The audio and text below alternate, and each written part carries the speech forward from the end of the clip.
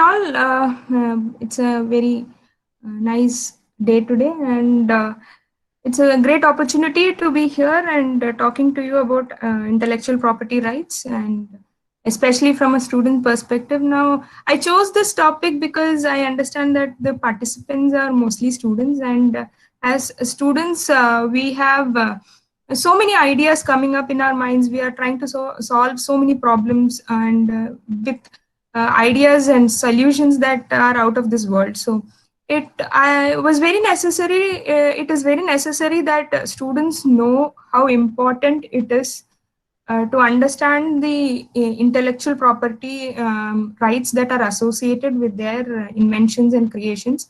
So under such circumstances, I thought I'll give a brief, very basic, um, at the outset, a very basic idea about intellectual property rights, so that you can build upon it, and we can clear some basic, some myths that we may have, and yeah, I'll throw up some concepts that are necessary for you to understand in complex situations of intellectual property rights. So uh, basically, my presentation would be an overview of intellectual property right. In the beginning, I'll tell you what are the different types of intellectual property rights, and but I will focus mainly on patents, because as students, research scholars, faculties, we are concerned with solutions and inventions. So patents is something that protects our inventions, and patents is something that will help us to build upon our invention. So that is very necessary. Hence, I will focus on patents, the basic ideas, and all the questions that revolve around patents. And I'll also talk about something about IPR tools that you can use in your research work, day-to-day research, before you start a research, after you have done your research, and the like. Okay, so what is intellectual property? We all talk about intellectual property rights, the patents, the copyrights, this, that, but what is actually intellectual property? Intellectual property refers to the creations of the mind. Now, our human mind is really a wonderful thing. And from inventing a wheel to rocket science, we have invented so many things that at one point of time it was unimaginable that we may even go to Mars. So things are like moving with a very fast pace, and there are so many new inventions coming up, and these are all creations of our human mind. Not only what is related with science, there are things that are related with literary and artistic works, the poems, the stories that we write, the cartoons that we do. All these are also human mind creations. Design, what is appealing to our eye attracts us very easily. So, design of a Fanta bottle is different from the design of a Coca-Cola bottle, and that is how we can easily differentiate. So, design is also a creation of our intellect, and that also constitutes to intellectual property. When it comes to commerce, the names and the symbols and the images that we associate with a product or a brand, these are also creations of human mind. There are innovative designs. There is which one differentiates one brand from the other, and humans have been thinking how to differentiate things, and how to make my product different from the others, look different, and things like that. So these are all intellectual property, basically originating from the intellect of the mind. And such properties, the rights associated with these properties, which help to protect these properties, are known as intellectual property rights, the legal rights. Okay, so all these rights or all these creations cannot be covered under one right as intellectual property right, because these are things that are different in themselves. Okay, so each of them is protected under different kinds of intellectual property right. Okay, so when we define patents, patents actually protects inventions. And when we look into copyright, copyright actually protects literary and artistic creations. The drawings, the stories that we write, or even the publications that we make, journal publications, our writing up, our science output, all that will come under copyright. Trademark, as we all know, we deal with thousands of trademarks every day in our life.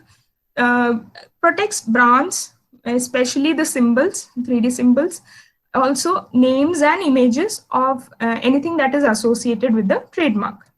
Then there is industrial design. Industrial design, as I mentioned, It is the product design, the overall outlook of the product, the how a product looks. Can be a bottle, it can be a phone, it can be a motorbike, how it differs from one another. So that is the design part of it. Then there is a geographical indication. This is something different because it actually focuses on protecting a product which is unique to a region. Why is it unique to a region? Because there are some properties associated with that particular region that make that product unique. Say, let's for example, say our most famous one, Aranmula Kannadi. It is famous, it is a geographical indication because it comes from that particular area. And so to protect such products, we give it or we tag it as a GI, okay, or geographical indication. Now, if this product comes from somewhere else, it may not have the property associated with it. So it's very important that the product comes from that particular geography, the region where it belongs to. Semiconductor design layout, IC layout, the circuitry and components associated with it. Okay, so in this figure, you can see there are so many different IPs associated with just one product, the trademarks, the patents that are associated. The patents that are associated with it, or the copyright that may be the images, the photos, or the how the things are arranged. The trade secrets that we'll never know, like the Coca-Cola recipe, very famous trade secret. And the design, the overall design of the phone. And nowadays you have so many different designs, and everything, every other day you can see something that is coming up. We have a new idea of this and that kind of a phone. We used to have such big phones, now these such small phones, things like that. The design, the overall look, with keys, without keys, with a pop-up camera, things like that. So that is the overall design of the product. And the trademark, as I mentioned, the name and things like that. Okay, so now we have seen that human mind is capable of producing so many things, so many intellectual property, and we have rights associated with it that protect the intellectual property. But why do we need to actually protect the intellectual property? Human mind is keeping on creating it. So the basic idea of protecting intellectual property is to acknowledge the effort of the inventor or the creator. Now, every person who is trying to do an invention, who is trying to solve a problem or create a story or write a poem or make a cartoon strip, is actually putting in his effort to bring out that product, or they bring out that invention and creation. So it is very necessary that we acknowledge the effort, so that he is encouraged to further create new things. Okay, now in that aspect, this creates a wholesome environment where you can actually bring about technological advancement. Okay, now I'll elaborate on that, how it brings about technological advancement, because it concerns all of us. And when it comes to trademarks, it prevents counterfeit products. We can recognize from a fake one from a fake one, a real one from a fake one. So that is very necessary, and the trademarks are important aspect for that. And as I mentioned, geographical indication, you can actually recognize things that are from a particular region, and that actually gives an impetus for those products to go ahead to give economical value to those products, and in turn give the craftsmen or the farmers or whoever are producing it economic advantage. So that is why we protect IP. Now, how does it encourage innovation? Now, let's have an hypothetical example. We have an innovator in hand who is like you and me. He has been putting in lots of effort, but he is low on resources on bulk producing the product, or he is not able to put in the economics that is needed to actually bring out the product into the market. Okay, and he does not have the infrastructure or resources. Let's just imagine that. And but at the same time, he has brought about an invention that is a technological advancement. Now we have another fellow who is a competitor in that field, who has been in the manufacture sector of that particular product. And what he does is, if this idea is not protected, if the innovator is not able to protect his invention, the competitor will benefit from the innovator's effort. He can get whatever the innovator or the invention that he's made. So and he has the resources in hand, so he can make the product in bulk, flood the market, make it cheap, and at the same time what happens is the innovator is not gaining anything. Okay, so that drives the innovator out of business. He's not able to gain anything, he's not gaining economic advantage. At the same time, if we think or if we understand that yes, the innovator has protection in hand, the competitor can not just by that go and take his product, or he has to get the innovator's permission, license, or something of that sort to actually manufacture the product. In that case, the innovator will also get the benefit of this production, and in that way he'll get economic advantage, and that will encourage him to put much more effort into bringing about new technological advancements. Okay, so it is very necessary that we protect the innovation, and in that manner we can just grow about in the technology wise. So IPR is something that will bring about innovation and protection hand in hand. So a very simple example of this a case study that happened. I'll introduce you to Mr. Milan Rane. He was a freelance consultant. He was working in the field of heat recovery and waste heat recovery systems. He was a freelance consultant, and he discovered a beautiful design or a beautiful invention that he made was of a matrix heat recovery unit. Now, there was another company in the same field. It was a small company, but had resources because it has been involving in manufacture and of equipments of the sort that they dealt with these heat recovery systems, boilers, and things like that. So when he was introduced to Unidyne, what happened is he actually filed a patent, and based on the patent, he could actually sign an MOU with Unidyne. Now, you can just see that license was granted to Unidyne, and Unidyne in turn agreed to pay the royalty, agreed to bear the cost of the patent that is associated, and agreed to also maintain the patent in lieu of the license. Okay, so what happened? Both the parties were benefited. What happened for the company? It gave a major push in its product portfolio. It could expand its product portfolio. It had a better technology, cost savings technology, and in turn increase the customer base. And for Dr. Rane, he retained the patent in his own name. He only licensed it to Unidyne. And ever if Unidyne actually violated the terms of his license, he could give it to someone else and still make money. So the power of patent was in his hand.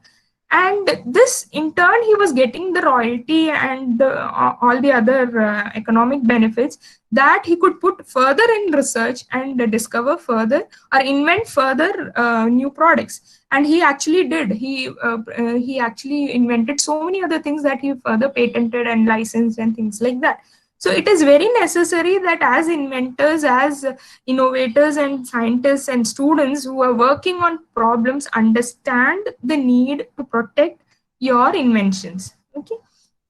So now that we have talked at length about what is intellectual property, what are intellectual property rights, the different types, and why we need to protect intellectual property intellectual property with those rights, let me go to patents.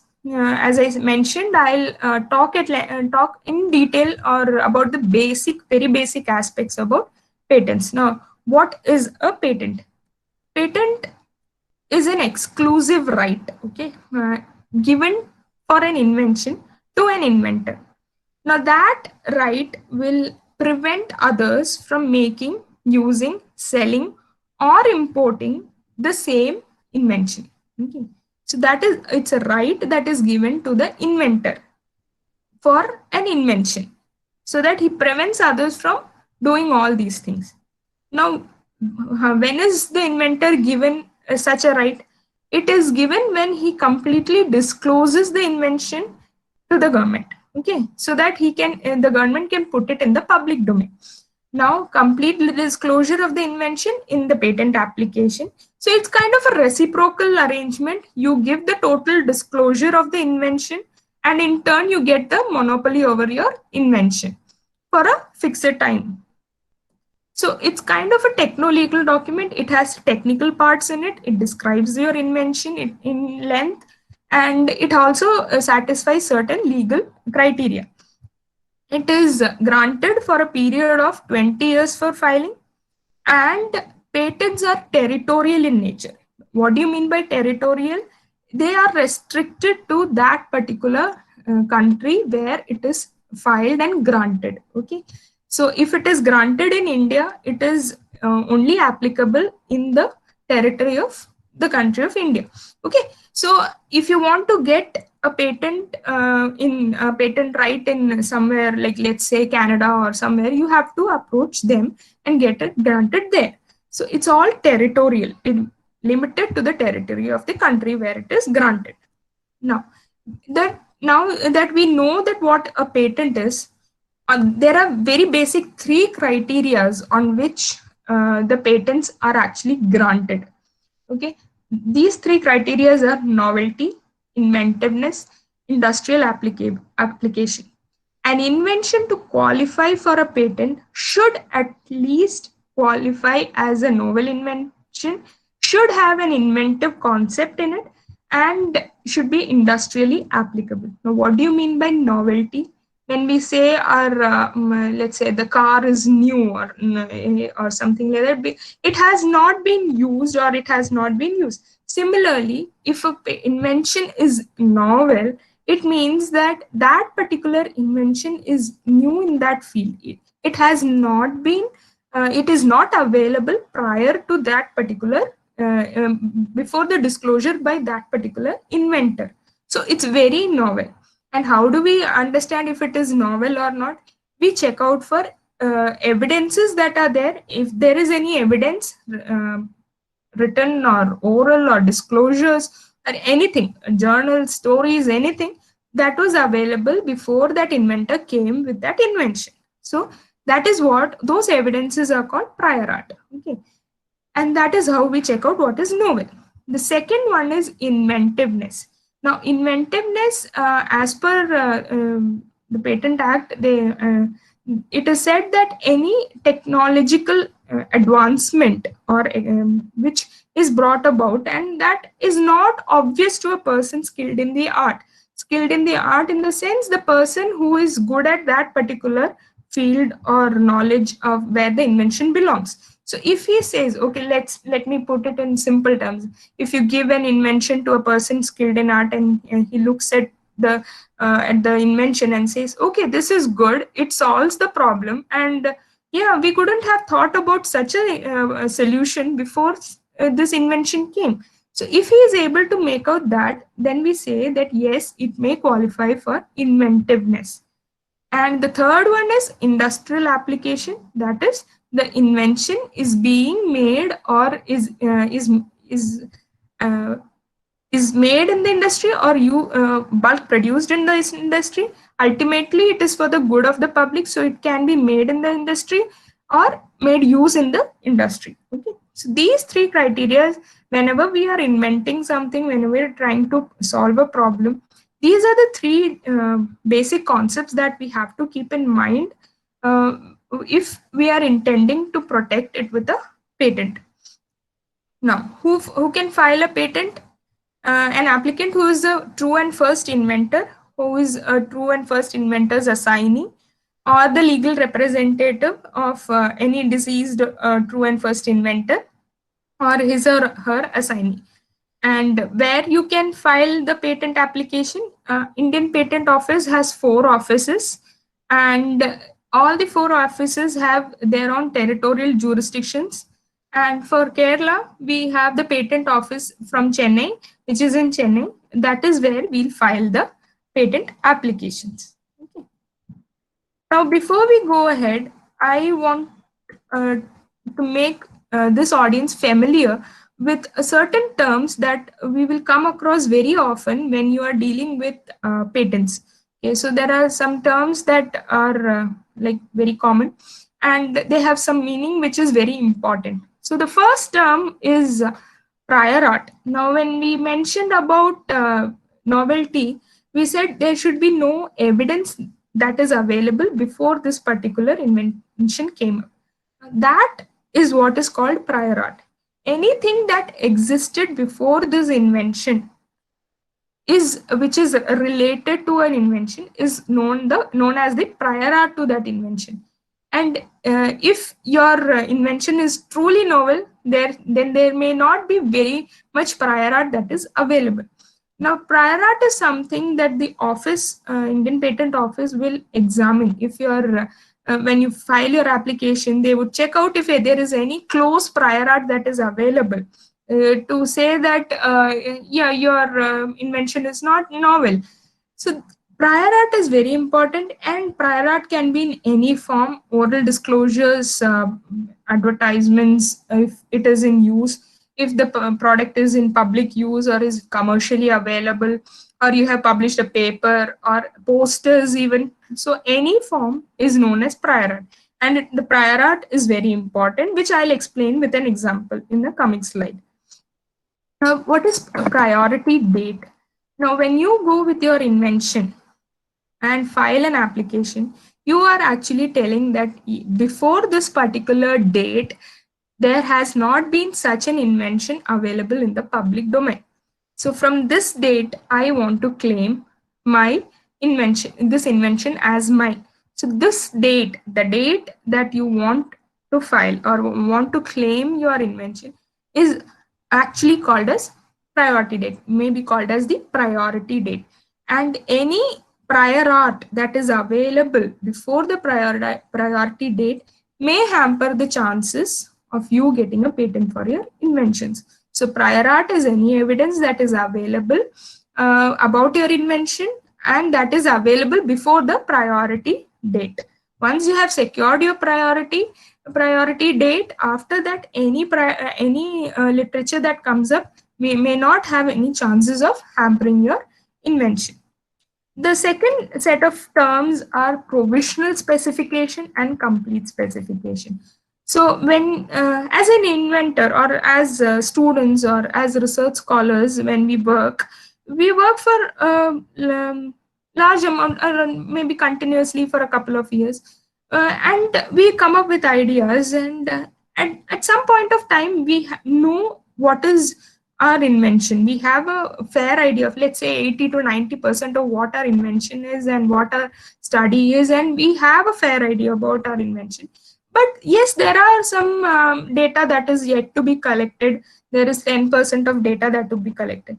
Now, at that point of time, if you want to secure your invention with a patent, if you remember, I mentioned that you have to have a complete disclosure of your invention.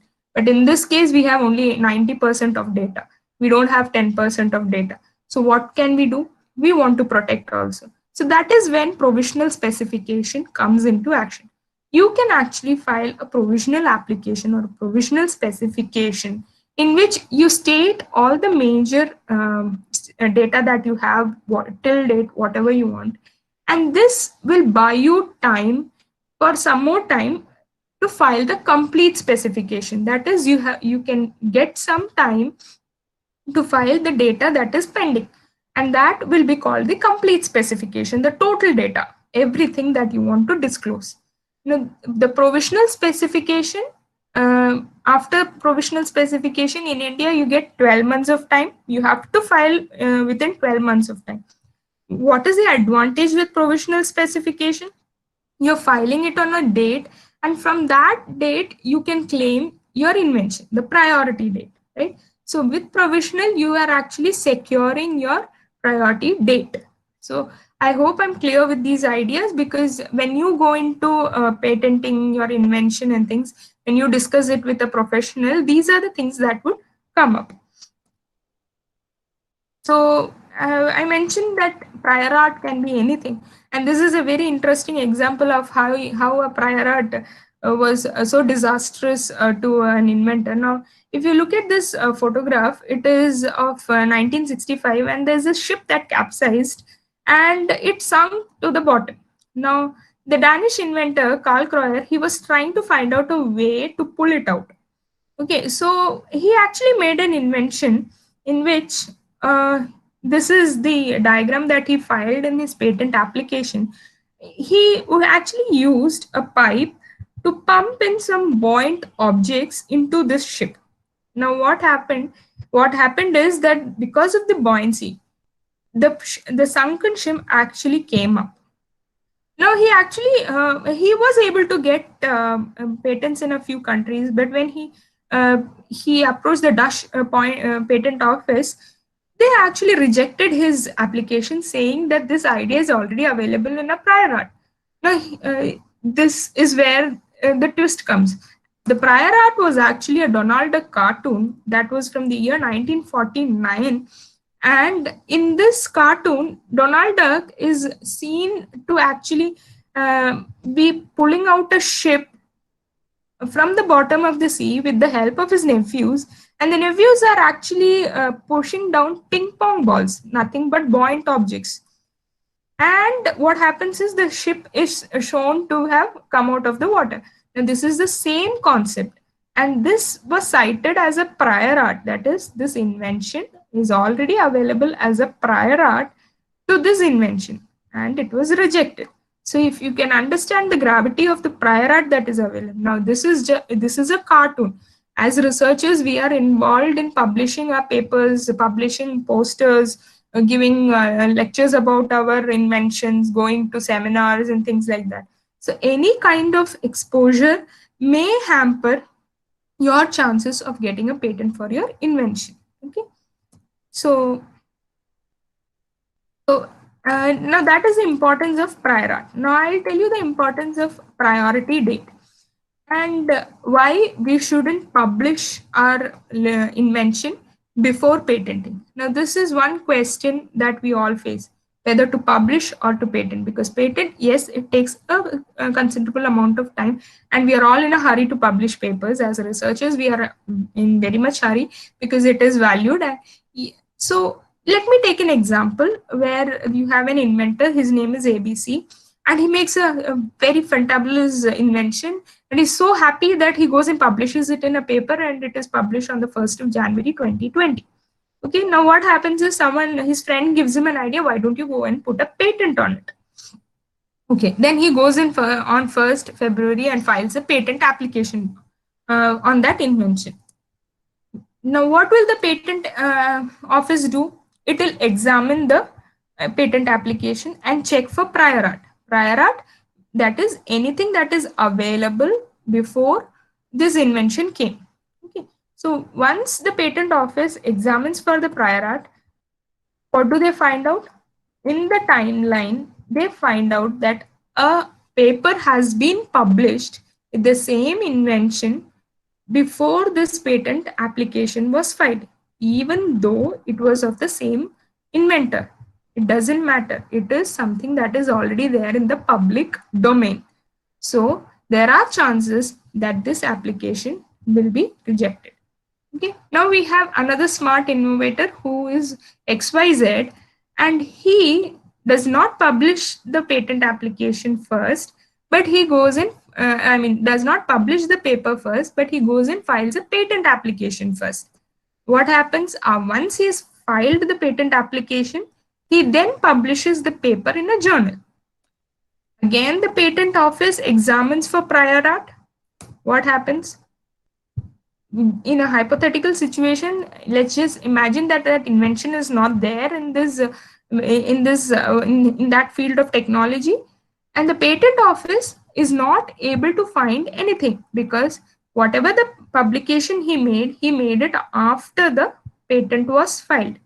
So this invention stands a chance to get a patent granted. So you can see the difference here. Publication before a patent file puts it at risk, while a patent application filed before publication actually helps get a patent granted, may get a patent granted for that invention, provided it satisfies all the other conditions. So as students, as researchers, as faculties, we should understand that publication before patent application can hamper the possibilities of us getting a patent. Now, when do you file? Now, all that said, if you have to file it before the publication, this and that, when do you actually file the patent application? You can never act too early, but it's too easy to act late when it comes to patent application. So the system is dependent on first to file philosophy. The first person to file is the first one who gets a chance of getting that patent. Now that is where provisional specification helps. That is, you're 90% done. You want to be the first one to file. Go file a provisional application and continue the research for another 12 months. And within 12 months, you file your complete specification.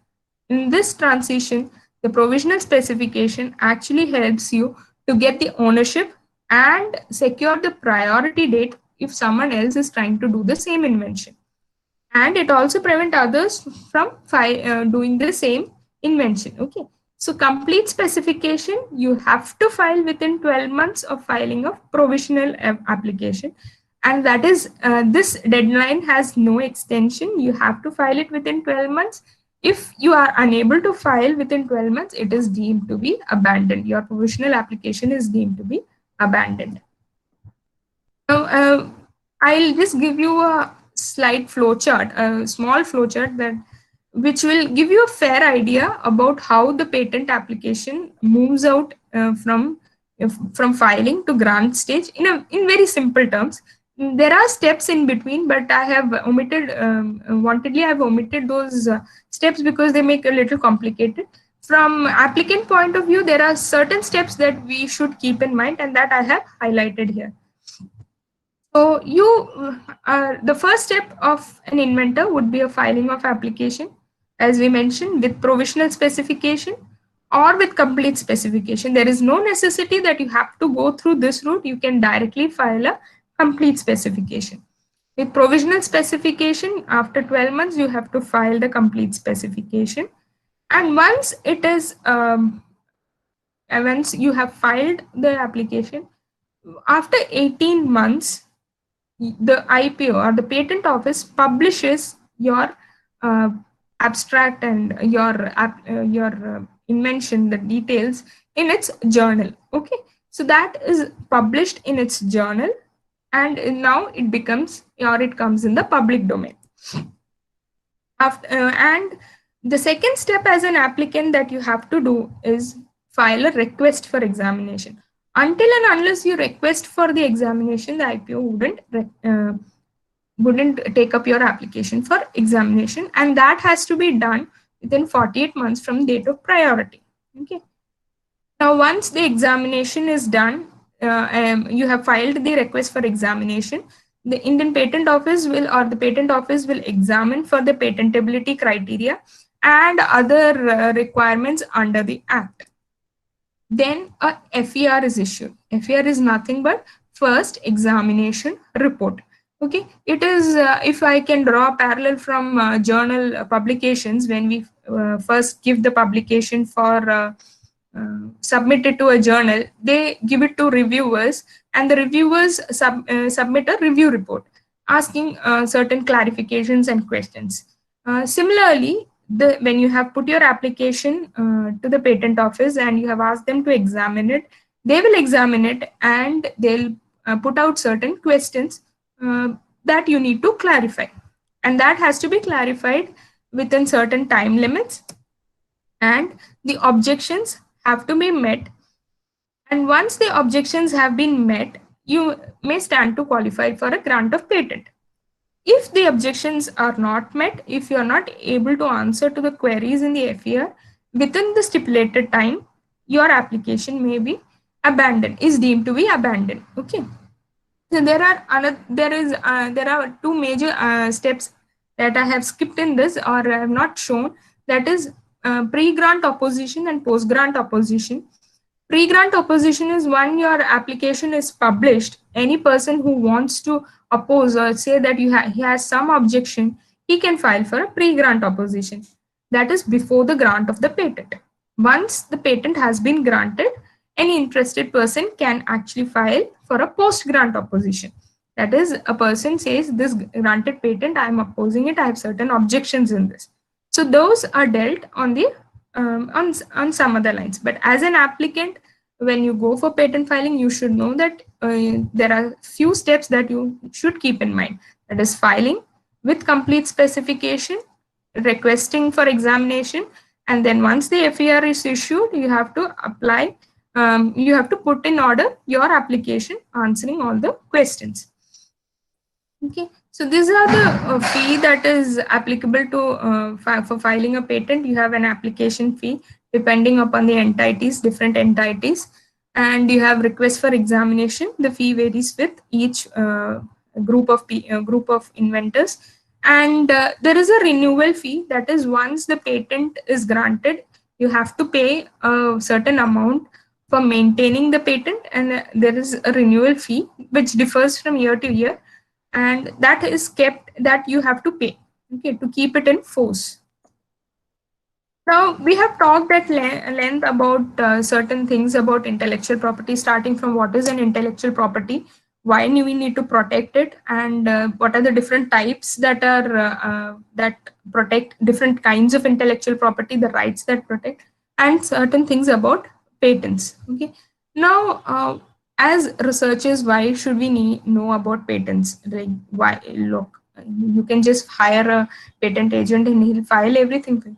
But as researchers, why should you know about a patent? Because as students and researchers and faculties working in the academy and the research world, we are dealing with certain problems and we are trying to find out solutions. We are putting research, we are putting our efforts into it, and we come up with certain novel solutions. And in these times, we can even have a startup idea that we can commercialize. So patents obviously protect our inventions, but there's another side to it. That's the literature side to it.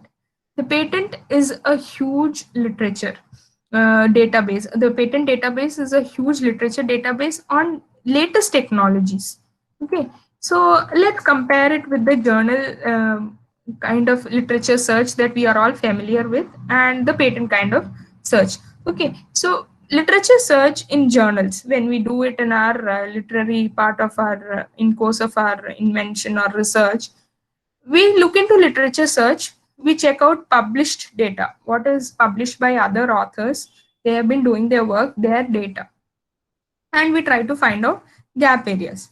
But in such published data, we all know that we need not put everything into the manuscript.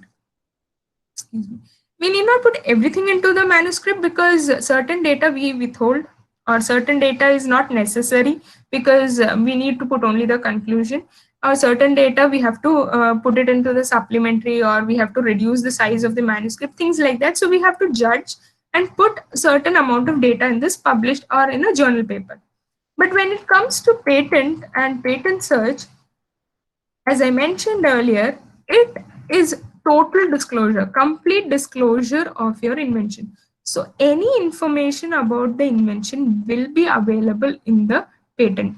And patent literature is the most structured and classified, in the sense it is having a beautiful classification where you can actually differentiate between different kinds of technologies that are available, and there is complete technology, complete details of the technology that is being put in or revealed in the document, and it's a very rich resource of data. And most often these data may not be published. That is the crux of it. Not everyone publishes in a journal, but one inventor who wants to protect his invention will put it into make it into a patent, and that data will be available in the public domain. So patent search is a tool which will give you the latest literature of any technological sphere that we are dealing with, and that will help you to find out the real gap areas, much more advanced gap areas than what we do in literature search. Okay, so this is the patent search. That is what we call when we look into what is now. There are different kinds of patent searches. Patent searches that you do before doing a research. Once the patent application has come, and you look for prior art if there is anything. So as researchers, as students, I will encourage you to go through certain patent documents and patent search databases that will help you to understand what is the technology that is there.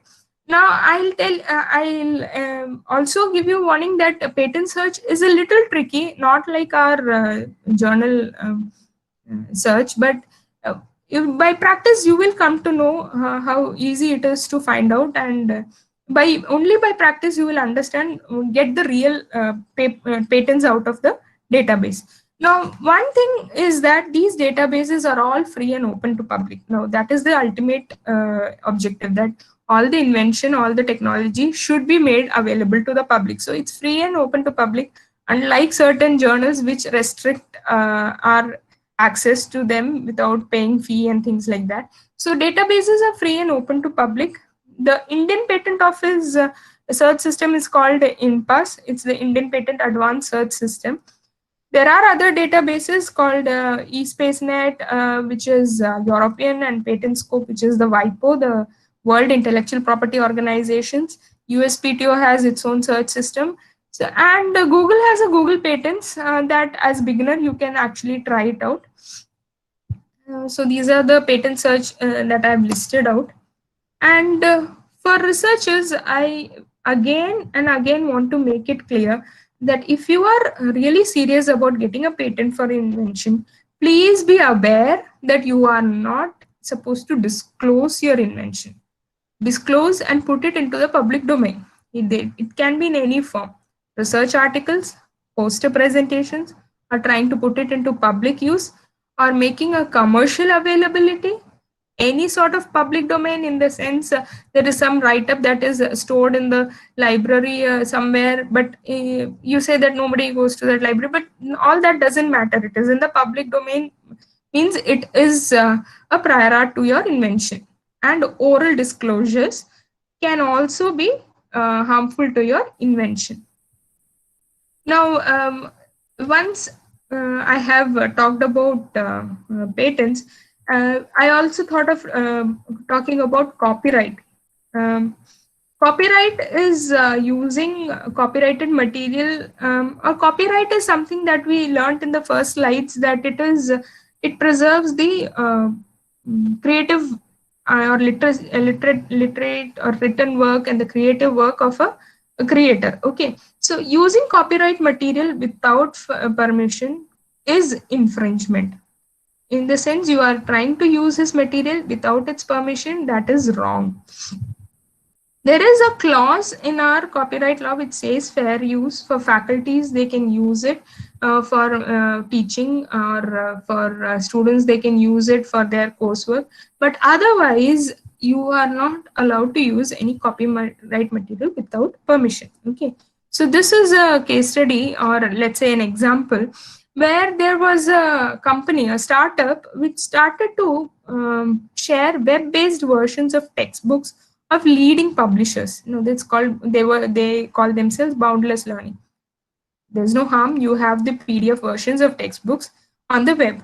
Now, actually, the publishers were not very much impressed by this, because all that is copyrighted material, and they were all published by these big shot publishers. Now, they actually sued the startup and fought a very long battle, and in the end, the Boundless Learning came into a confidential agreement that we don't know, and they had to stop this, or they have to close down this startup. That is how serious our the copyright infringements are. Okay, so as students, we are also interested in knowing if this IPR can fetch you any career. So there are a number of opportunities. I just listed down a few of them, very few of them actually. Patent agents are people who are professionals actually, who specialize in drafting a patent document. As I mentioned, it's a techno-legal document. You have the technical part of it that you have to satisfy. The application is also legal. It has to satisfy certain legal aspects also. So patent agents actually help you to put down all your invention into the application. Now, the patent document is something that is read by so many people. Like the examiner is reading it. If there is an opposition, your opposition person, the opposing party is reading it, And if this opposition goes to the court, the judge is reading it, and so many people are reading it. So it is a very specialized document, and to get a complete protection of your invention, you have to draft it in a very systematic and a very efficient manner. So that is where patent agents help you. Patent agents, how do you become a patent agent? The Indian Patent Office here conducts a patent agent exam that you need to qualify exam and a viva voce to register as a patent agent. And patent examiners are professionals in the patent office. They examine the applications that come in, and it's a government employment, and they call for, the patent office calls for in different fields. And then there is another aspect of intellectual property, that is analytics. Now, intellectual property has gone beyond patenting and just paperwork. It is all about commercializing, licensing, and things like that. So there is so much of data that available, that you need specialized people who would actually sit down and analyze the data, pull out the good ones, and emphasize on the commerciability and things like that, to people who are actually interested in such aspects. So that is all constitutes to IP analytics. So as and students with science and engineering background, they can take up any of these um, specializations, or take up professions, and people with a very keen interest in new technology would actually have a nice time working for as patent agents. So I think I'll just stop with this, and I may be happy to take any questions.